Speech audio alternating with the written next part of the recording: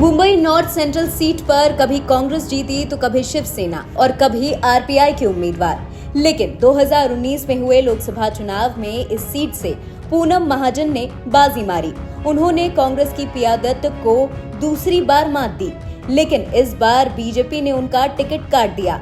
लोकसभा चुनाव को लेकर भारतीय जनता पार्टी ने आज अपने कैंडिडेट की 15वीं लिस्ट जारी कर दी है। बीजेपी ने पूनम महाजन की टिकट काट दी है, जबकि आतंकी कसाब को फांसी दिलाने वाले वकील उज्ज्वल निकम को मुंबई उत्तर मध्य से चुनावी मैदान में उतारा गया है। बता दें, उज्ज्वल निकम देश के सबसे मशहूर सरकारी वकीलों में से हैं। वो आतंकी अजमल कसाब को फांसी दिलाने से लेकर 1993 के बम धमाकों, गुलशन कुमार हत्याकांड और प्रमोद महाजन हत्याकांड जैसे हाई प्रोफाइल मामलों में सरकारी पक्ष की पैरवी कर चुके हैं। बात पूनम महाजन की करें तो वो साल 2006 में पिता प्रमोद महाजन की हत्या के बाद भाजपा में शामिल हुई।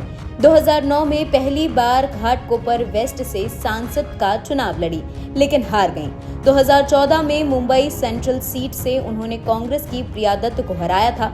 बता दें, पूनम ट्रेन्ड पायलट हैं। उन्होंने इसकी ट्रेनिंग अमेरिका के टेक्सास में ली है। उनके पास 300 घंटे फ्लाइंग का अनुभव है। Britain school of business and management से बीटेक की डिग्री 2012 में पूरी की थी। वहीं Mumbai north central Lok Sabha seat पर किसी भी पार्टी का कभी दबदबा नहीं रहा। कभी यहां से बीजेपी जीती तो कभी कांग्रेस, कभी शिवसेना तो कभी आरपीआई।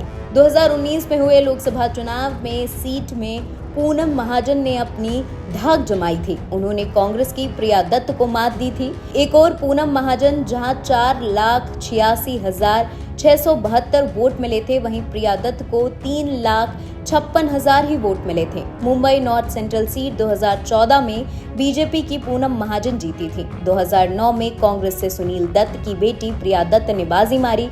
प्रिया दत्त ने बीजेपी के महेश राम जेठमलानी को हराया था, जबकि 2004 में इस सीट में एकनाथ गायकवाड़, 1999 में शिवसेना के मनोहर जोशी और 1998 में आरपीआई के रामदास अठावले ने कब्जा जमाया था। एनबीटी ऑनलाइन की रिपोर्ट।